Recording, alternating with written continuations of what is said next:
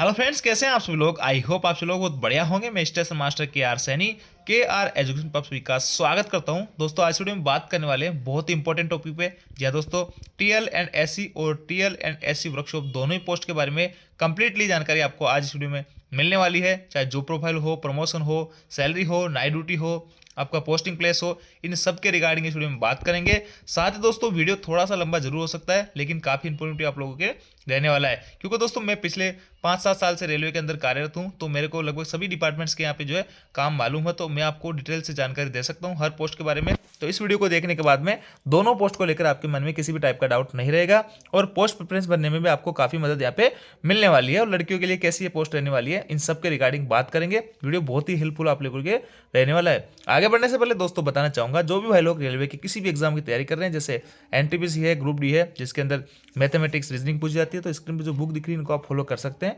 इसके अलावा दोस्तों, जीके और जीएस के लिए और ग्रुप डी के पीओक्यू के लिए स्क्रीन पर जो बुक दिख रही है इनको आप फॉलो कर सकते हैं। सभी की सभी बुक में खास बात है कि रेलवे के आज तक के जितने भी पीओक्यू है वो आपको इन बुक्स में मिलने वाले हैं। और मैं तो रीजनिंग की बात करें तो रीजनिंग के अंदर 8,700 प्लस क्वेश्चन है, और इसके अंदर 10,000 प्लस क्वेश्चन आपको चैप्टर वाइज और टाइप वाइज मिलने वाले हैं। तो जो बिगनर है या फिर एडवांस लेवल की तैयारी कर रहे हैं, उन लोगों के लिए काफ़ी हेल्पफुल बुक साबित हो सकती है। इन सभी बुक को ऑनलाइन ऑफलाइन किसी माध्यम से आप बाई कर सकते हैं। ऑनलाइन बाई करने के लिए लिंक आपको डिस्क्रिप्शन में दिया है। तो रेलवे की किसी भी एग्जाम की तैयारी कर रहे हो, ये बुक्स आप लोगों के लिए काफ़ी फायदेमंद साबित होगी। अब देखिए दोस्तों, इस वीडियो के अंदर आपकी जो इस बार भर्ती आई है 2024-25 वाली ग्रुप डी की, उसके अंदर आपकी 14 टाइप की पोस्ट है, जैसा कि अभी तक जो नोटिस वगैरह जारी हुए उसके अकॉर्डिंग। और यहाँ पे आपकी 12 और 13 नंबर की जो पोस्ट है, असिस्टेंट टीएल और असिस्टेंट टीएल एससी वर्कशॉप, इन दोनों पोस्टों के बारे में जानने वाले हैं। इलेक्ट्रिकल डिपार्टमेंट की पोस्ट है, दोनों को मिला के लगभग 1600-1700 के करीब आपकी है पोस्ट यहाँ पे रहने वाली है। हालांकि वैकेंसी बढ़ने की काफ़ी उम्मीद यहाँ पे नजर आ रही है। और अभी जो है, पहले इन पोस्टों पे आपको अपॉइंटमेंट को छोड़ के सभी पोस्टों पे आईटीआई मांगी जा रही थी, लेकिन रेलवे ने अभी चौंकाने वाला लेटर यहाँ पे जारी करके और इन पोस्टों पे भी जो है क्वालिफिकेशन 10th ही रख दी है दोबारा से, कि इन सभी पोस्टों पे 10th वाले भाई लोग भी एलिजिबल रहने वाले हैं। तो अभी फिलहाल में इस पोस्टों पे अगर आपके पास आईटीआई है, नॉन आईटीआई है, तो सभी लोग इसमें एलिजिबल रहेंगे। लेकिन आईटीआई वाले जो भाई लोग हैं, उनका कहना है कि रेलवे ने गलत किया है, और वो काफ़ी सारे ट्विटर वगैरह आंदोलन वगैरह कर रहे हैं। तो अब देखते हैं रेलवे का क्या फैसला इस पर रह सकता है। क्या फिर से वो आईटीआई इस पर लागू कर सकते हैं, या फिर सभी 10th वाले भाई लोग इस भी पोस्टों पे एलिजिबल रहेंगे, ये टाइम के साथ ही पता लगेगा। लेकिन फिलहाल अभी तक जो है, आज की अगर मैं बात करूँ तो यहाँ पे 10th वाले भाई लोग भी इन सभी पोस्टों पर एलिजिबल रहने वाले हैं। तो इन दोनों पोस्टों के बारे में डिटेल से अपन बात करेंगे इस वीडियो के अंदर। और देखिए, सबसे पहले तो अपन जो है इन सारे टॉपिक्स पे बात करेंगे। आपका जो वैकेंसी है, वैकेंसी मैंने आपको बता दिया, 1700 के करीब दोनों की वैकेंसी है। सिलेक्शन प्रोसेस में ऐसा है, आपका एक ही एग्जाम यहाँ पे लगने वाला है, उसके बाद में डीवी और मेडिकल होगा, ये आपका सिलेक्शन प्रोसेस है। यूनिफॉर्म में दोस्तों बात करते हैं, जैसे पॉइंट्समैन वगैरह की और सीएनडब्ल्यू में इनकी जो यूनिफॉर्म है, वैसी की वैसी यूनिफॉर्म आपकी रहने वाली है। जैसे कि ये वाली इस टाइप की जो है ग्रे कलर आपकी यूनिफॉर्म रहने वाली है। और हर साल आपको जुलाई की सैलरी में 6,250 रुपये ड्रेस अलाउंस के मिला करेंगे। ये पहले 5,000 हुआ करते थे, अभी डीए जैसे 50% पहुंचा तो इसमें 25% की वृद्धि कर दी गई है। अब आपको हर साल 6,250 रुपये ड्रेस अलाउंस के रूप में दिए जाते हैं ग्रुप डी के सभी भाई लोग, जिनकी निर्धारित यूनिफॉर्म कोड यहाँ पे होती है। अब इसके आगे बात करते हैं दोस्तों ट्रेनिंग की। तो देखिए, ट्रेनिंग का जो है इसमें कोई बहुत बड़ा रोल नहीं होता है। आपकी जो पोस्ट है दोस्तों, वो असिस्टेंट वाली है। आप एक तरह से हेल्पर हो, काम जो करेंगे वो काम रहेगा आपका टेक्नीशियन ग्रेड 3 का, टेक्नीशियन ग्रेड 2 का, एमसीएम का, जेई का, इनके अंडर में आप काम करोगे, उनके असिस्ट करोगे। वो आपको कोई भी दिशा निर्देश देंगे, उनका दिशा निर्देशों का आपको पालना करनी है। कोई काम आपको बताते हैं तो एक तरह से उनकी आपको मदद करनी है, असिस्टेंट का आपका काम रहता है। तो ऐसे में ट्रेनिंग की इस पोस्ट पर कोई आवश्यकता नहीं रहती है। वर्कशॉप के अंदर हालांकि 5-7 दिन की ट्रेनिंग दी जाती है, तो वहीं वर्कशॉप के अंदर ही आपको सारी कुछ काम वगैरह आपको बता दिया जाता है। तो ये जनरली, बाकी धीरे धीरे जब आप काम करोगे टेक्नीशियन, जेई, एमसीएम वगैरह के साथ में, तो धीरे धीरे आप लोगों को एक्सपीरियंस हो जाता है। और जब तक आपका टेक्नीशियन में प्रमोशन होगा, तो आप टेक्नीशियन के जो सारे काम है वो सीख लोगे। तो इस हिसाब से आपका यहाँ पे रहता है। बाकी ट्रेनिंग पीरियड यहाँ पे आपका कुछ भी नहीं रहने वाला है। पोस्टिंग की बात करें तो दोस्तों, ये पोस्ट जो है पोस्टिंग के मामले में बहुत ही शानदार है। पोस्टिंग प्लेस के मामले में, इसमें आप लड़के हो चाहे लड़के हो, दोनों के लिए यहाँ पे आपकी पोस्टिंग प्लेस शानदार रहने वाला है। पोस्टिंग प्लेस की अगर मैं बात करूँ तो आपका बड़े जंक्शन स्टेशनों पे, जैसे जयपुर जंक्शन है या फिर जैसे गंगानगर जंक्शन है, ऐसे स्टेशनों पे आपको डिपो के रूप में पोस्टिंग मिलती है। और वर्कशॉप में अगर आपकी पोस्टिंग मिलती है, तो वर्कशॉप भी जो है गिने चुने शहरों में होते हैं। जैसे मैं एनडब्ल्यूआर की बात करूँ आपका लालगढ़ है, जोधपुर है और अजमेर, 3-4 जगह आपका वर्कशॉप है और बहुत अच्छे अच्छे शहरों में रहता है। बाकी डिपो की मैं बात करूँ जो स्टेशन पे पोस्टिंग होती है, तो जैसे मैं जयपुर डिवीजन की बात करूँ तो जयपुर में आपकी पोस्टिंग हो सकती है, फुलेरा में आपकी पोस्टिंग हो सकती है। इसके अलावा दोस्तों बांदीकुई में है, अलवर में है, रेवाड़ी में, इन बड़े बड़े स्टेशनों पर आपकी पोस्टिंग हो सकती है। इनके अलावा छोटे स्टेशनों पर ट्रेन लाइटिंग वालों की पोस्टिंग नहीं होती है। तो पोस्टिंग प्लेस के हिसाब से, बच्चों को रखने के हिसाब से, एजुकेशन हो गई, चिकित्सा हो गई, फैमिली लाइफ के हिसाब से आपकी जो है पोस्टिंग प्लेस बहुत ही बेहतरीन यहाँ पे रहने वाली होती है। इसके आगे दोस्तों ड्यूटी आवर्स की बात करते हैं। तो देखिए ड्यूटी आवर्स के अंदर डिपेंड करता है कि आपकी ड्यूटी कहाँ पे लगी है, और वही चीज उसी पे डिपेंड करता है कि आपकी नाइट ड्यूटी आपको करनी पड़ेगी या नहीं करनी पड़ेगी। क्योंकि कई सारी जगह ऐसी होती है जहाँ पे टीएल और एसी के अंदर आपको नाइट ड्यूटी वगैरह नहीं करनी होती है, और कई सारी जगह ऐसी होती है जहाँ पे आपको नाइट ड्यूटी भी करनी होती है। तो उनके रिगार्डिंग आगे अपन बात करते हैं। अब दोस्तों अपन बात करते हैं जॉब प्रोफाइल के ऊपर, इस पे अपन डिटेल से चर्चा करेंगे। और दोस्तों इस वीडियो को देखने के बाद में अगर फिर से आपके मन में किसी टाइप का कोई डाउट हो तो आप कमेंट करके बता सकते हैं, और अगर मैं कहीं पे कुछ गलत बोलूं और आप टीएलएसी के अंदर कार्यरत हो भाई लोग आप, तो आप सजेशन भी दे सकते हैं कि सर आपने यहाँ पे गलत बोला है और ये चीज़ ऐसे नहीं ऐसे होती है। बाकी मैं अपने एक्सपीरियंस के आधार पे आपको पूरी जानकारी यहाँ पे देने की कोशिश करूंगा। तो चलिए अपन जॉब प्रोफाइल के ऊपर बात करते हैं। तो देखिए जॉब प्रोफाइल में ऐसा है दोस्तों, आपकी जो है अगर डिपो में पोस्टिंग होती है, जैसे जंक्शन पे पोस्टिंग होती है, जो आपकी ये वाली पोस्ट है, आपकी 12 नंबर वाली पोस्ट है टीएल एंड एसी। तो इस 12 नंबर वाली पोस्ट के अंदर आपकी जो 4 जगह पोस्टिंग हो सकती है। हालांकि आपका हेडक्वार्टर तो जैसे गंगानगर जंक्शन स्टेशन मिल गया। अब यहाँ पे देखो 4 जगह आपकी पोस्टिंग हो सकती है। एक तो आपकी पोस्टिंग हो सकती है प्लेटफॉर्म पे, है ना, दूसरी पोस्टिंग हो सकती है आपकी सिक लाइन में, तीसरी पोस्टिंग हो सकती है आपकी वॉशिंग लाइन में, और चौथी पोस्टिंग हो सकती है आपकी ट्रेन लाइटिंग के अंदर, जो कि आपके स्टेशन पे होगी। और इस तरह के चौथी पोस्टिंग आपकी हो सकती है दोस्तों एसी के अंदर। जब आपकी गाड़ी चलती है तो उसके अंदर जो एसी अटेंडेंट के रूप में आपको भेजा जाता है, उस रूप में आपकी पोस्टिंग हो सकती है। तो प्लेटफॉर्म हो गया, सिक लाइन, वॉशिंग लाइन और एसी अटेंडेंट के रूप में 4 जगह आपकी पोस्टिंग हो सकती है। अब ऐसा फिक्स नहीं है कि एक बार अगर आपको वॉशिंग लाइन लगा दिया तो आप जो है हमेशा आप जो वॉशिंग लाइन ड्यूटी करोगे, इनकी ड्यूटी वगैरह चेंज होती रहती है। कभी वॉशिंग लाइन से सिक लाइन भेज दिया जाएगा, सिक लाइन से ट्रेन लाइटिंग में, और ट्रेन लाइटिंग से आपको गाड़ी के अंदर भेज दिया जाएगा एसी अटेंडेंट के रूप में। इस तरह से आपकी 4 जगह पोस्टिंग होती है अगर आपकी डिपो पे पोस्टिंग होती है तो यहां तक आपको समझ में आया होगा। तो देखिए अब चारों का जो है अलग अलग काम यहाँ पे रहने वाला होता है। पहला काम देखते हैं जिसकी प्लेटफॉर्म पे ड्यूटी है तो उसको क्या क्या काम करने होते हैं। देखिए दोस्तों प्लेटफॉर्म पे जिनकी ड्यूटी होती है, तो यहाँ पे आपका जो ओरिजिनेट स्टेशन होता है, मान लीजिए जैसे गंगानगर स्टेशन है और वहां से कई सारी गाड़ियां ओरिजिनेट होती है, वहीं से बन के चलती है और वहीं पे खत्म होती है, तो उस स्टेशन पे आपकी पोस्टिंग है। तो वहां पे सबसे मेजर काम आपका क्या होगा, सबसे पहले तो जैसे कोई ट्रेन चलने वाली है, जैसे बांद्रा से गंगानगर जो ट्रेन है वो आपको रात को 11 बजे चलती है वहां से, तो उस हिसाब से वहाँ पे प्लेटफॉर्म पे लग जाती है वो 9:30-10 के करीब।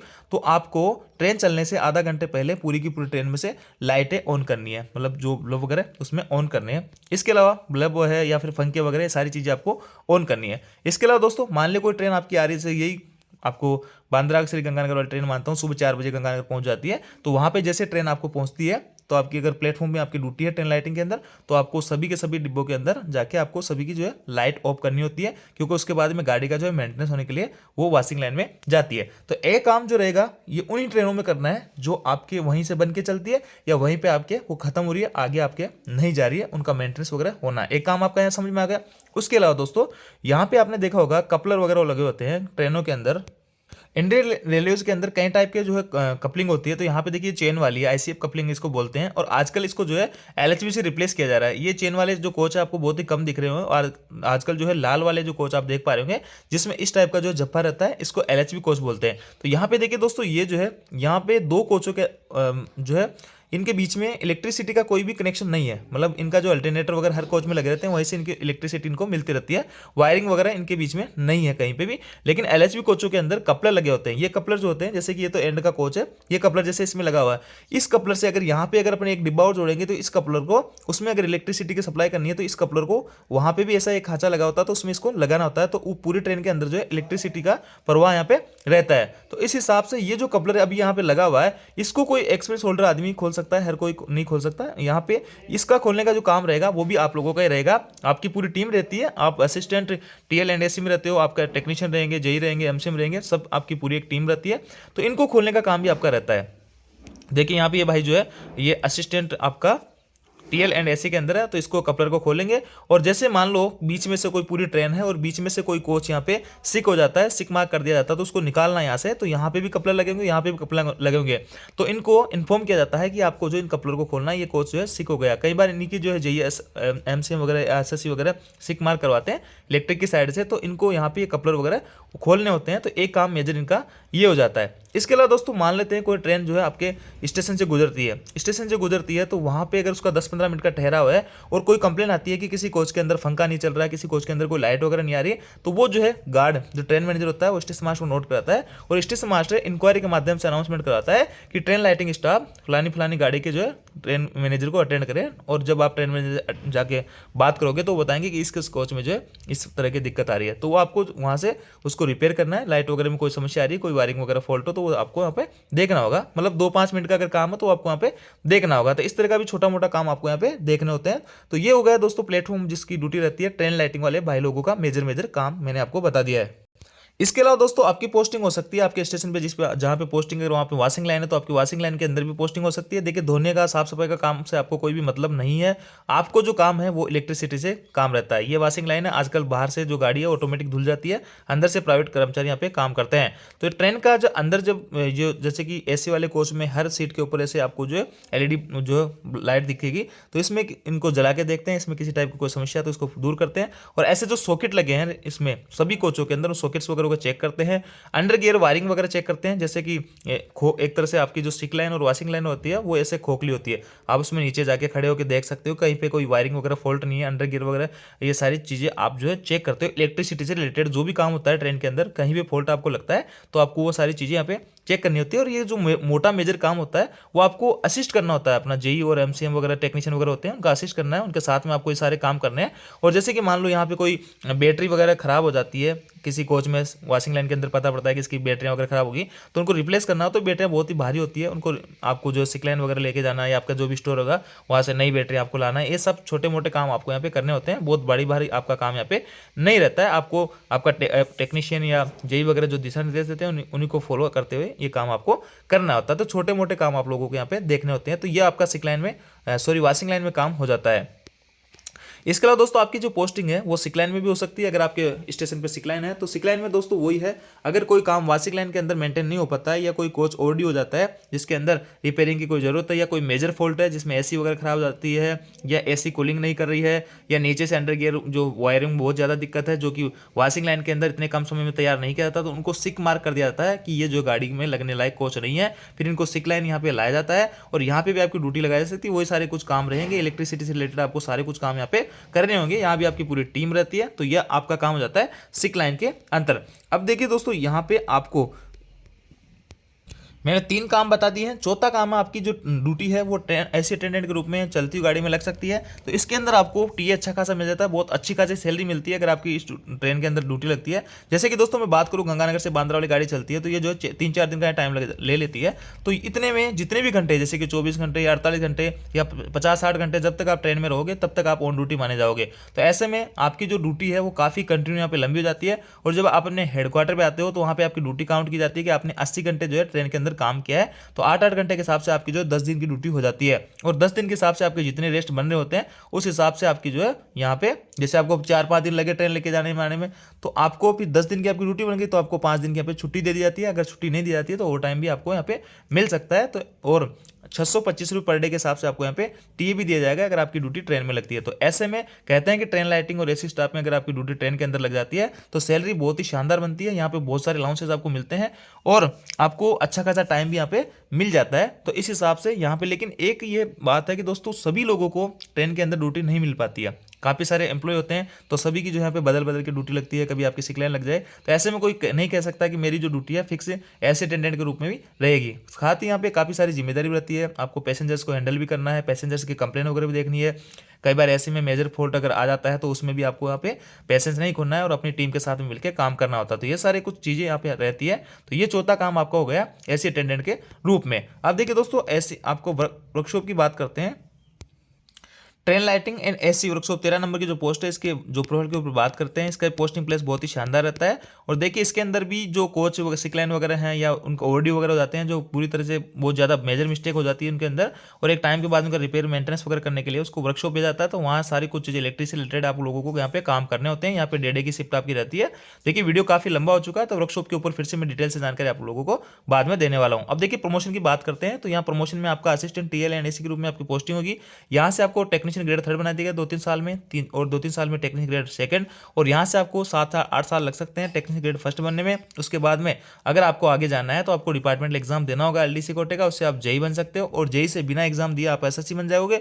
और एसएससी से अगर आपको आगे जाना है गेजिटेड लेवल की पोस्ट पे, तो आपको फिर से जो यहाँ पे डिपार्टमेंट कोटे के एलडीसी कोटे की भर्ती का एग्जाम देना है। वहाँ से आप गेजिटेड लेवल की पोस्ट तक आप जा सकते हो। और ये जो है आपके एलडीसी वगैरह के एग्जाम के माध्यम। इसके अलावा दोस्तों जीडीसी के माध्यम से आप जो है यहाँ पे स्टेशन मास्टर है और सीसीटीसी है, जेडब्ल्यू है, सीनियर क्लर्क है, जूनियर क्लर्क है, एलपी, किसी भी तरह की पोस्ट पे आप जा सकते हो। जीडीसी के लिए कोई भी मिनिमम सर्विस का जो है क्राइटेरिया नहीं है, जबकि एलडीसी कोटे के लिए आपकी जो है सर्विस का क्राइटेरिया यहाँ पे रहता है। तो इस तरह से प्रमोशन यहाँ पे रहने वाले हैं। ये आपके जो है बिना किसी एग्जाम के प्रमोशन होंगे, और एग्जाम के थ्रू आप जो है जेई वगैरह बन सकते हो। और जैसे कि गेजिटेड लेवल की पोस्ट है, जीडीसी के माध्यम से कई सारी पोस्ट आती है, चीफ लॉ असिस्टेंट वगैरह की पोस्ट पे भी जा सकते हो अगर आपने लॉ कर रखी है। इसके अलावा वेलफेयर इंस्पेक्टर की पोस्ट आती है, और भी कई तरह की तमाम तरह की पोस्टें आती है। मैंने कई सारी वीडियोज ऑलरेडी बना रखे हैं, उन पर आप जाके देख सकते हैं। सैलरी की अगर बात करते हैं दोस्तों, तो इनिशियल आपको जो है सैलरी में सभी पोस्टों की आपकी पोस्टिंग के हिसाब से थोड़ा थोड़ा वेरिएशन हो सकता है, क्योंकि सिटी के हिसाब से आपको यहाँ पे एचआर अलग मिलेगा। जैसे आपको बेसिक पेमेंट मिलेगा 18,000 रुपये, यहाँ पे 18,500 इस बाई का मिल रहा है। इसका मतलब इसका जो है एक इंक्रीमेंट लग चुका है। और डीएनएस अलाउंस अभी 53% है। 1-1.5 साल बाद आपकी जब पोस्टिंग होगी तो ये 60-65% के करीब पहुंच जाएगा। हाउस रेंट अलाउंस इनको 20% मिल रहा है, तो आपको हो सकता है दोस्तों यहाँ पे किसी को 30 भी मिले, किसी को 10 भी मिले। ये डिपेंड करेगा आपकी पोस्टिंग किस सिटी में है। ट्रांसपोर्ट अलाउंस है। और देखिए अगर आपकी वर्कशॉप में पोस्टिंग है तो आपको इंसेंटिव मिलता है। और अगर आप ट्रेन लाइटिंग के अंदर एसी के अंदर आप एसी टेंडेंट के रूप में ड्यूटी करते हो तो वहाँ पे आपको टीए वगैरह मिलता है। और नाइट ड्यूटी अगर आप करते हो तो नाइट ड्यूटी अलाउंस भी आपको यहाँ पे मिलता है। वर्कशॉप के अंदर कम आपको नाइट ड्यूटी रहती है। इसके अलावा आपको सिक लाइन में भी कम लगती है नाइट ड्यूटी। और अगर ट्रेन लाइटिंग में है आपकी ड्यूटी और एसी टेंडेंट के रूप में है और सिक लाइन में, तो इनमें आपको प्रॉपर नाइट ड्यूटी वगैरह भी करनी होती है। तो इस तरह से आपका जो प्रोफाइल यहाँ पे रहने वाला होता है। और सैलरी अगर मैं ओवरऑल अगर बात करूं एवरेज सभी की लोगों की, अगर इंसेंटिव वगैरह इनको सबको हटा दे तो वही है 35,000 के आसपास आपकी सैलरी बनती है। अगर किसी को इंसेंटिव मिल रहा है तो उसका 40,000 हो जाएगी। और अगर किसी को टीए वगैरह ज़्यादा कुछ यहाँ मिल रहा है तो 40-45,000 के करीब भी आपकी सैलरी पहुंच सकती है। तो इस हिसाब से आपकी सैलरी यहाँ पे रहने वाली है। बाकी ये पोस्ट ओवरऑल अगर बात करूँ तो पोस्टिंग प्लेस और तमाम चीज़ों की तरफ से देखें तो ये पोस्ट बहुत ही बढ़िया यहाँ पे रहने वाली है। लड़कियों के हिसाब से भी अच्छी खासी पोस्ट मानी जाती है। तो यहाँ पे मैंने कंप्लीट जानकारी आपको इस पोस्ट के बारे में देने की कोशिश करी है। अब दोस्तों जानकारी आपको अच्छी लगी, वीडियो आपको अच्छा वीडियो को लाइक कीजिए, दोस्तों के साथ में शेयर जरूर करें। Thank you.